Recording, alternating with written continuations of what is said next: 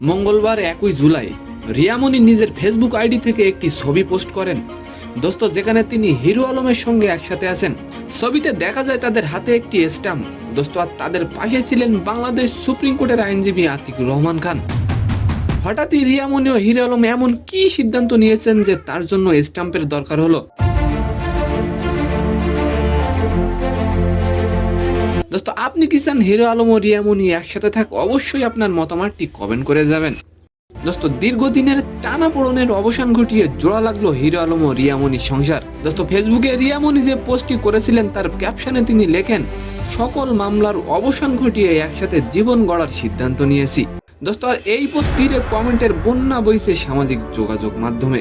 কেউ কেউ বলছেন নতুন করে শুরু করার জন্য তাদের শুভকামনা, আবার কেউ বলছেন অভিনন্দন দোস্ত। তবে আবার কেউ কেউ কটাক্ষ করেও বলছেন আবার নতুন করে কোনো নাটক শুরু হচ্ছে না তো। দোস্ত, রিয়ামনির এই পোস্ট হিরো আলম তার টাইম লাইনে পোস্ট করেছেন, তবে হিরো আলমের টাইম লাইনেও মিশ্র প্রতিক্রিয়া দেখা গেছে। দোস্ত, হিরো আলম ও রিয়ামনির পরিস্থিতি পাল্টাতে শুরু করে যখন হিরো আলম ঘুমের ঔষধ সেবন করে আত্মহত্যার চেষ্টা করেন, আর এরপর থেকেই তাদের সম্পর্কের উন্নতি হতে থাকে। তো সম্মানিত দর্শক, আজকের ভিডিওটি কেমন লাগলো অবশ্যই কমেন্ট বক্সে জানাবেন। আর ভিডিওটি যদি ভালো লাগে অবশ্যই একটি লাইক দিয়ে আমাদের চ্যানেলটিকে সাবস্ক্রাইব করে দিবেন। ধন্যবাদ।